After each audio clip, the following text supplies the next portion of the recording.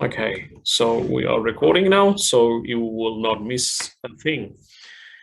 Just tracking back from our last week, we talked about business strategy, and we introduced the concept of strategic business unit.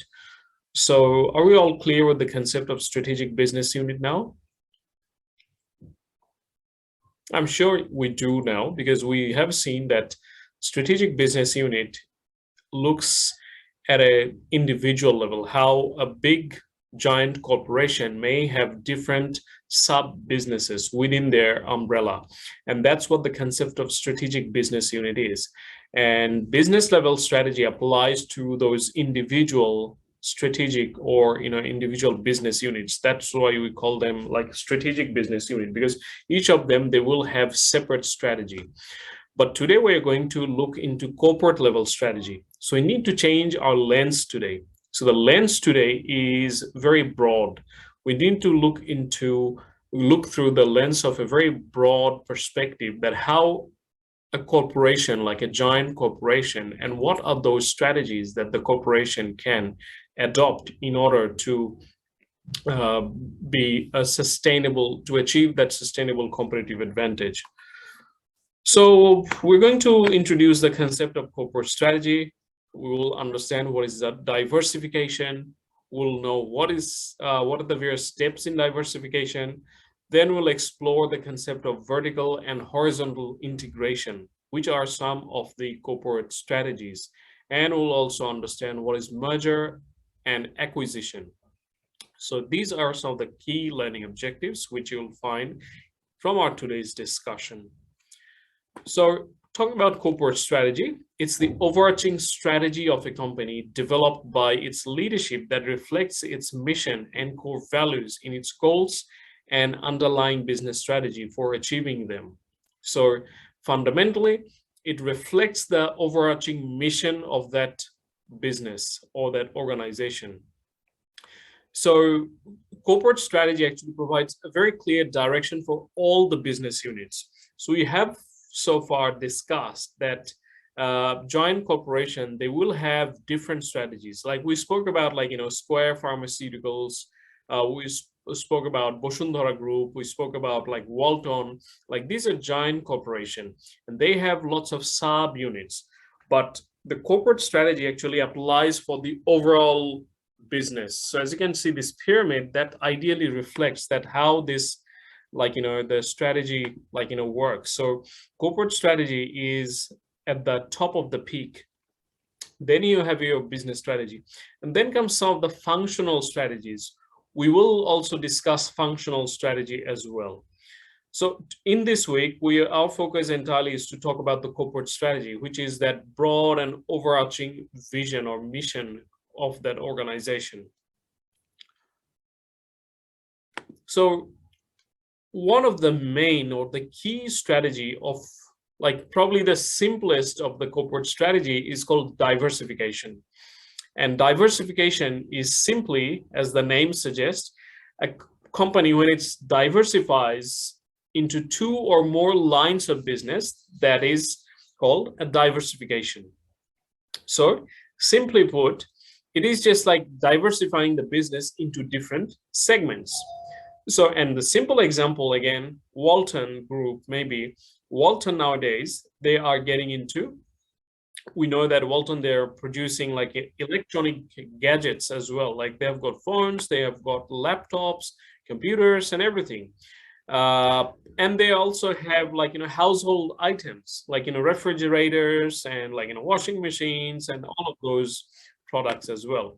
So fundamentally, the big and overarching corporate strategy, if we put it very simply, is to diversify, because none of the big giant corporation, they want to stay within one specific business.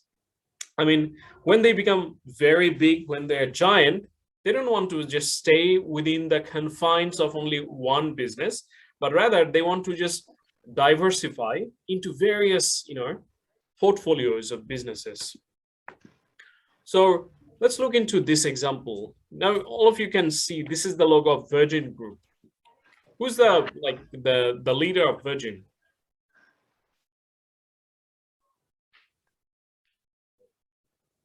Anyone?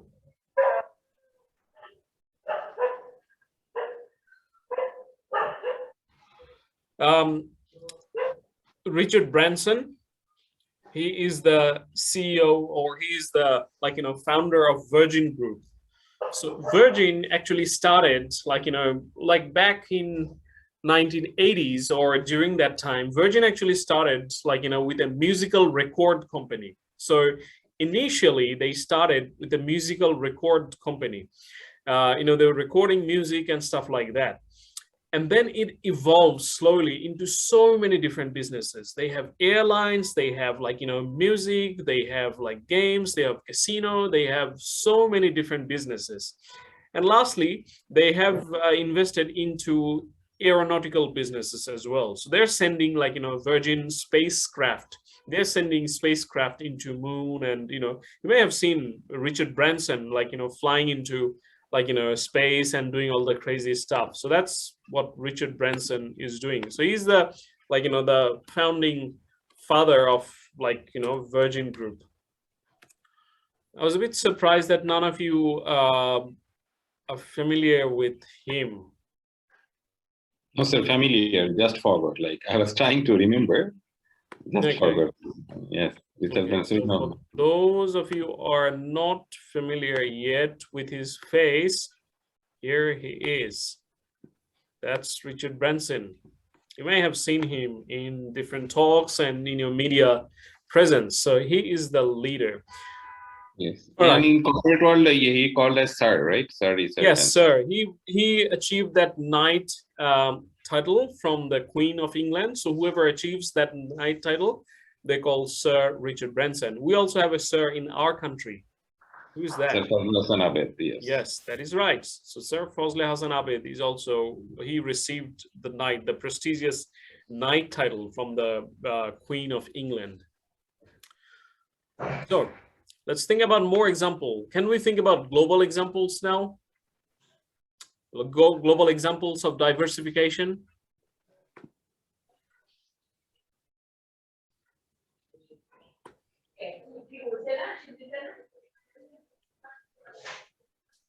So not getting the question, sir. So can we think of examples of diversification? So think from a global perspective, some brands diversifying into different businesses. Okay. Like Unilever. Yes. Sir, we can talk about Apple.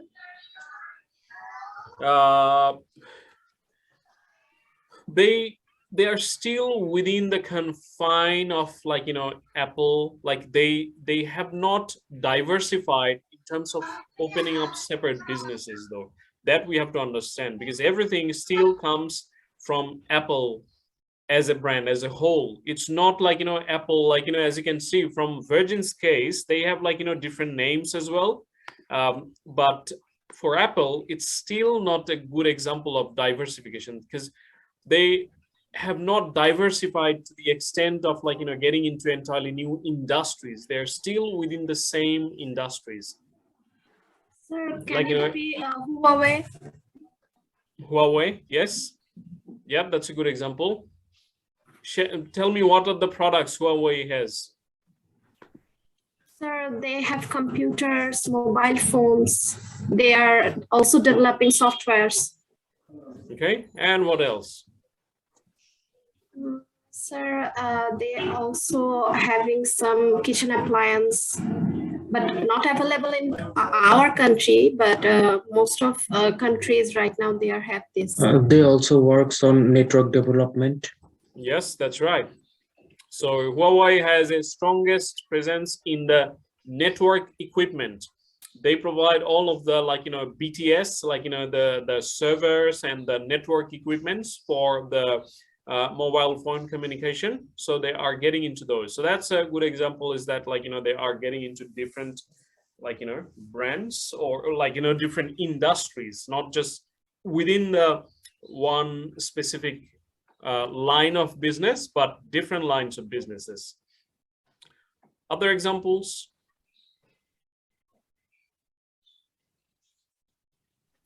Tata Group. Tata Group, yes, that's a very good example.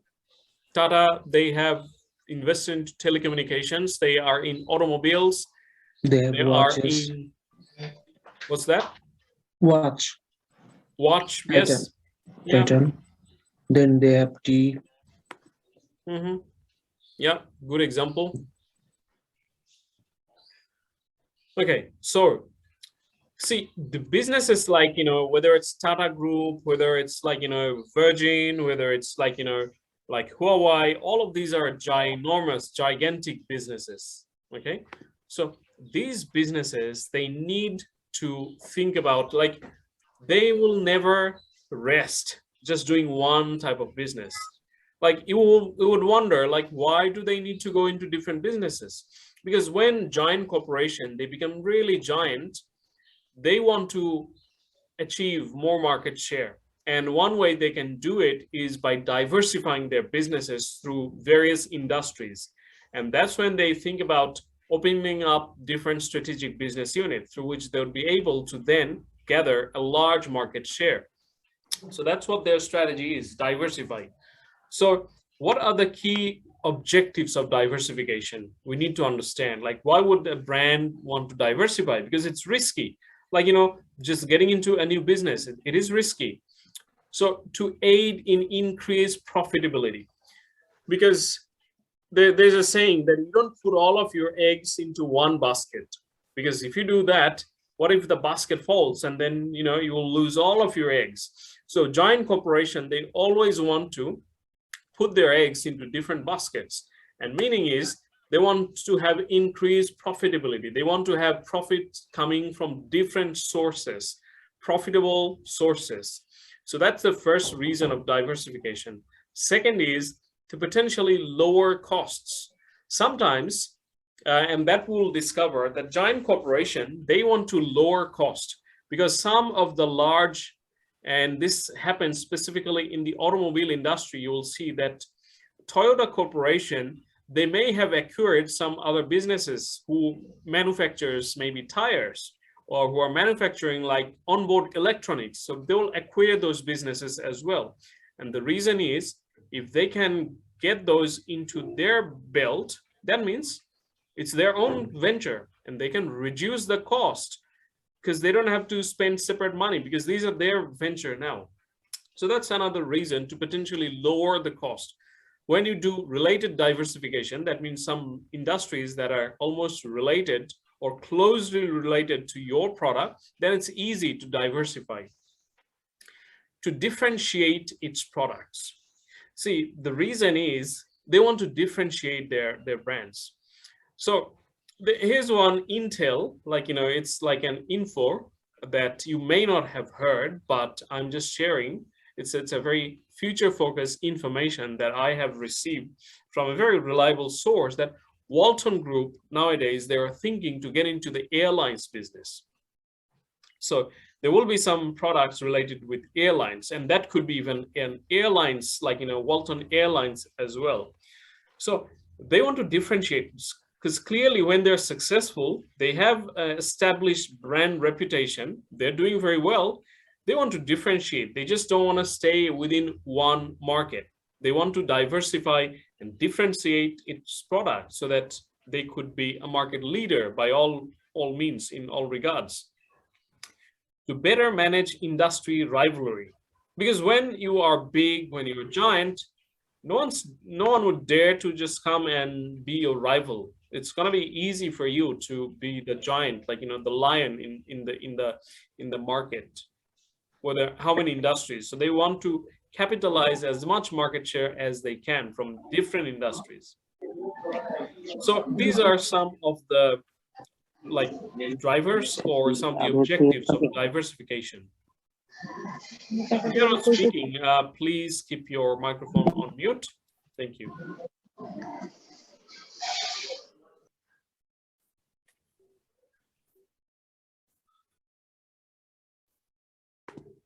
So some examples now, as we have already spoken, Woolworths is an Australian brand because I was teaching this course to lots of Australian students. So some of my examples here are in Australia, like, more focused within the Australia. So Woolworths is the largest retailer. We buy things from Woolworths, and that's like, you know, Agora in Bangladesh.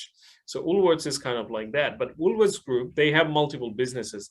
They've got into insurance. They've got into poker machine. Like there's casinos in Australia. So Woolworths Group, they also sell like poker machine for the casinos as well. So that's example. Tata Group already, as Arnav mentioned already. So that's another example of diversification. More examples of you know, this is mostly Australian brands, but like, you know, like Coles is another retailer. Liquorland is like a liquor store. They sell wines and all the, like, you know, spirits and everything. Bunnings is like a trades, like, you know, store where you get to buy all the hardware products. Wesfarmers is no longer in the market. So these are some examples. Like one big giant corporation, they're just getting into different businesses, and that is the example of diversification. Now, diversification could be undertaken in various ways, and one of the ways that diversification could be done. So, and this could be also seen from the levels of diversification. So watch carefully this image here. Low diversification level, which is a single business, 95% of the revenues from a single business unit. Hello? Wasif, could you mute yourself? Sorry, I was trying to ask you a question when you said Please do. something about Wesfarmers. Yep. So what did you mean by saying that they are no longer? They are no longer. What were you talking about, the Wesfarmers? Yes, they're no longer present in the Australian market. They had to like close down all of their store from the Australian market. I don't have the idea that where they're basically situated, like where their hometown is, but aren't they like related to our RMG sector as well? See, this was more like a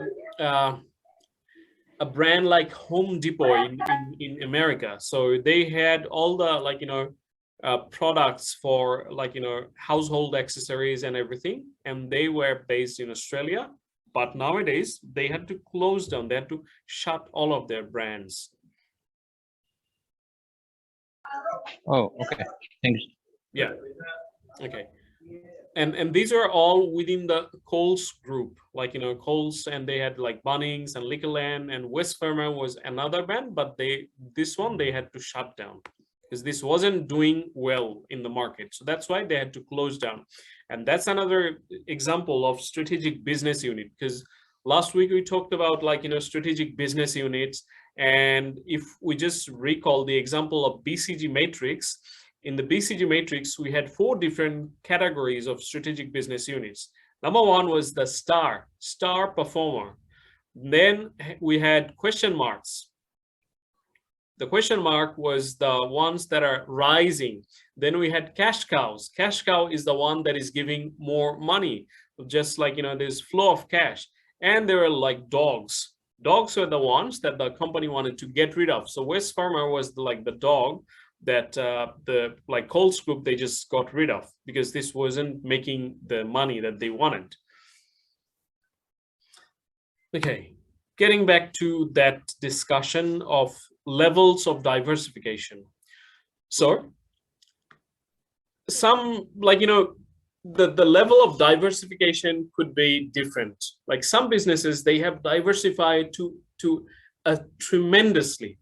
Like, you know, the single business where like 95% of the revenues from a single business, and they could have some dominant business between 70 and 95% of the revenues from a single business unit. So this is like a very low level of diversification where they have, like, you know, the main business that remains the same. They're not making much change to the main business, and they are just thinking about, all right, so just getting into another, like, you know, business from where we can have some revenue from another business unit, not very much diversification. Moderate to high diversification is that when your more than 70% of the revenues from dominant business. All businesses share product, technology, and distribution linkages. And you can have a high diversification. That means, simply put, you are getting into more businesses, like, lots of businesses, and you're just, getting revenues from different markets. You have dominant business, but you're also getting lots of money from other businesses as well, because you have got into several different businesses. And high level of diversification unit is that business units not related to each other in any way. So the businesses that they were acquiring is not at all related. For instance, like, if we talk, just going back to low level of diversification, if we talk about Huawei, Huawei is originally a brand that is mostly renowned for telecommunication. So they thought, how about, apart from producing mobile phone, actually Huawei didn't start with their mobile phone. That wasn't their first product. They got into smartphone quite late. Their initial product was all the network equipment. So Huawei was known for producing all of those network, antennas and, all of those, like, products. But later they thought, okay, now that we are already in this, so how about we get into the smartphone market as well? So that's a very low level of diversification. But a very high level of diversification. Can someone give me an example of very high level of diversification?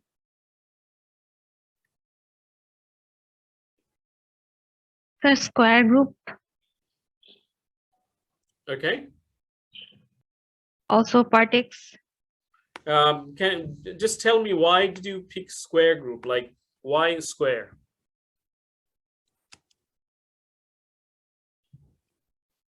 What's the reason? Sir, Square have multiple type of businesses, like they have pharmaceuticals, they have spices, Yes. medicines, etc.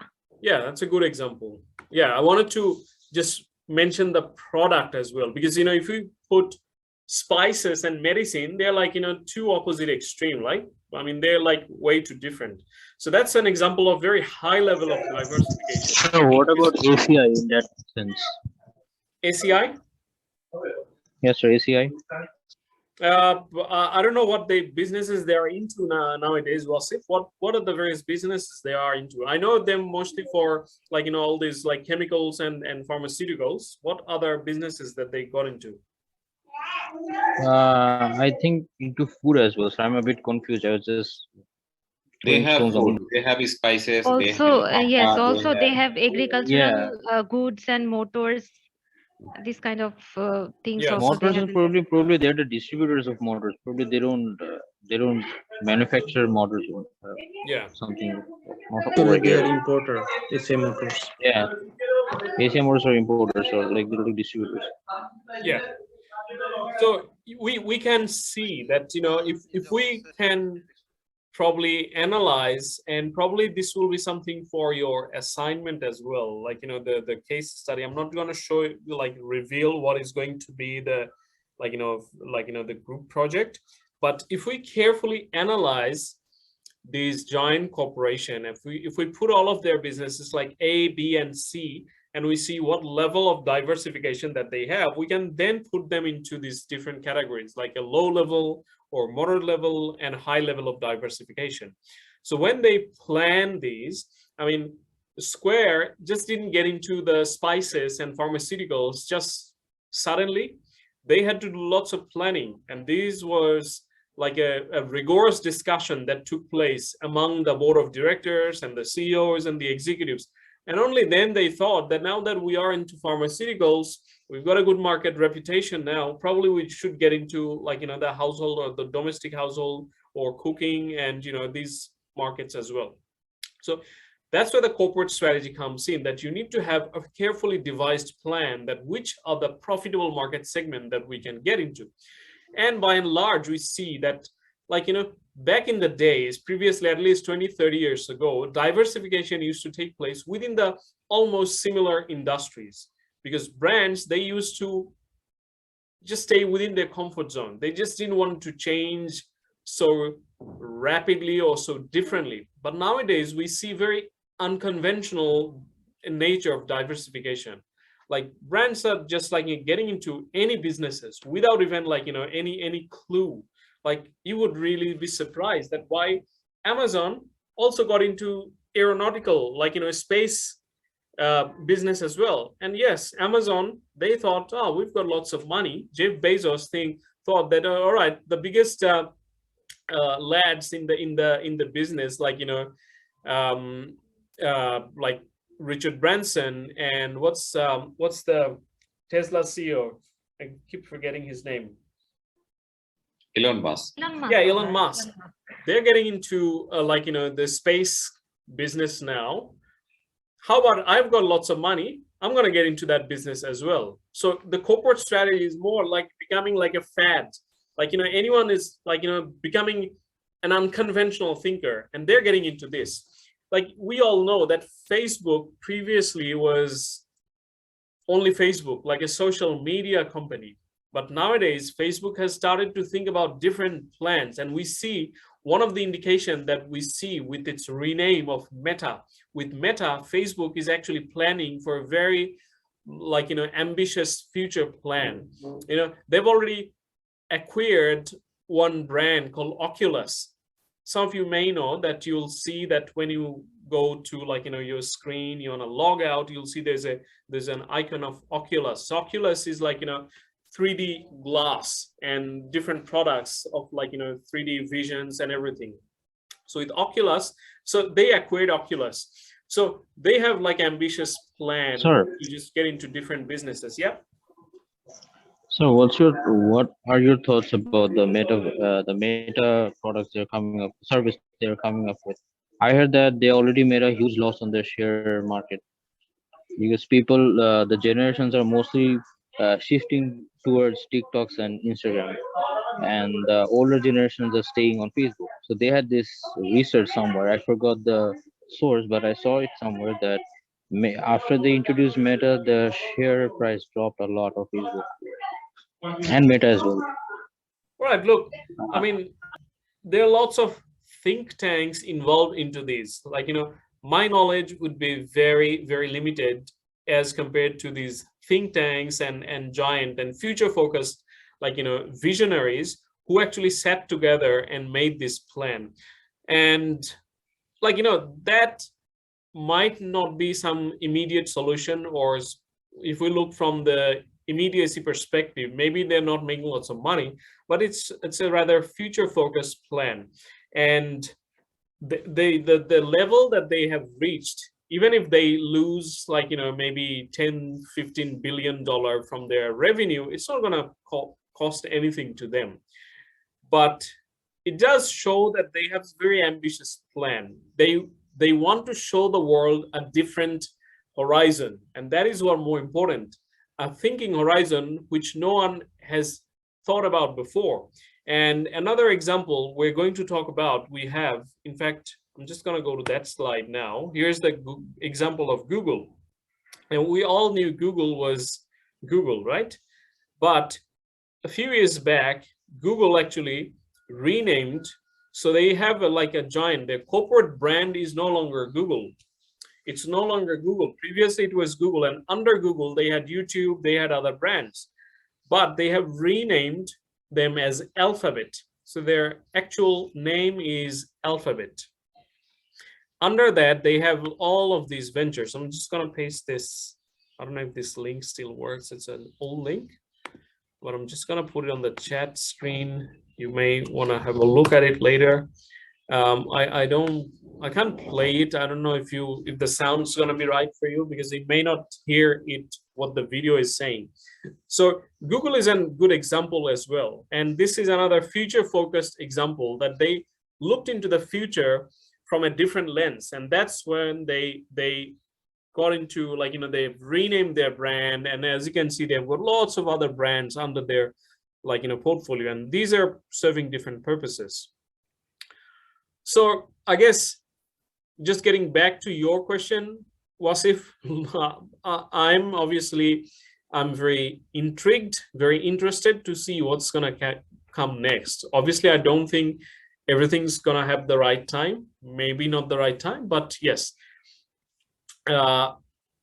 But social media is something that's going to reign, that's going to dominate the world in the coming decade or so. So definitely concepts like meta it's going to be interesting. What will it bring for us? Now we're talking about diversification. And these are some of the strategies of a diversified businesses. These are some questions that the business needs to ask when a company wants to think about diversification. Is the company's diversification based narrowly in a few industries or broadly in many industries? So these are some assessing questions through which we can actually understand the level of diversification. Other businesses the company has diversified into related, unrelated, or a mixture of both. Is the scope of the company operations mostly domestic, increasingly multinational, or global? Any recent moves to strengthen the company's positions in existing businesses? Any recent moves to build positions in new industries? Any recent moves to divest weak business units? Any effort to capture cross-business strategic fits? What is the company's approach to allocating investment capital and resources across its present businesses?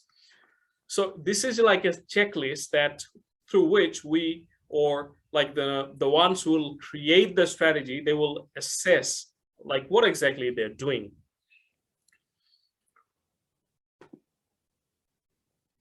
Why go for diversification? More justification. It is faced with diminishing growth prospects in its present business industry, adding new products to its firms and groups. So that's one scenario. This is not always the right or the exact reason. This is just one scenario. Faced with diminishing growth, when some businesses find that for some reason their market share is going low, or the growth or the reputation in the market is at risk, they might think about, all right, we may have to diversify into something more profitable, something more attractive, something more lucrative. Adding international markets, expanding geographically. Sometimes brands do that a lot so that they can expand into other countries as well. A good example is Coke.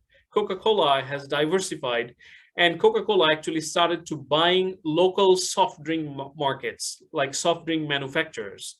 So Coke is no longer, it's just like selling soft drinks. You'll find Coke has got lots of different products, even healthy drinks and everything.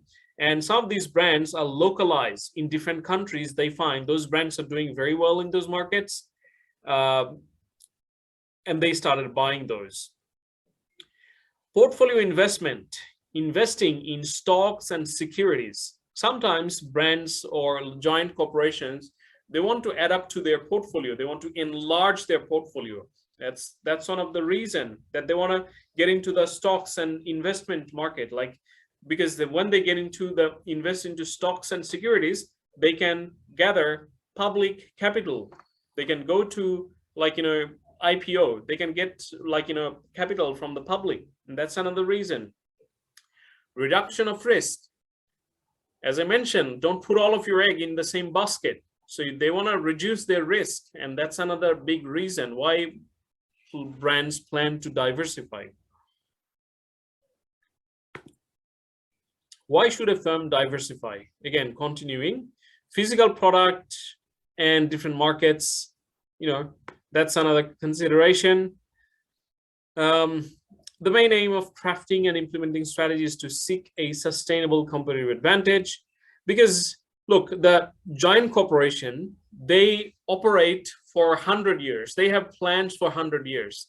They don't just operate for like, next 5 years.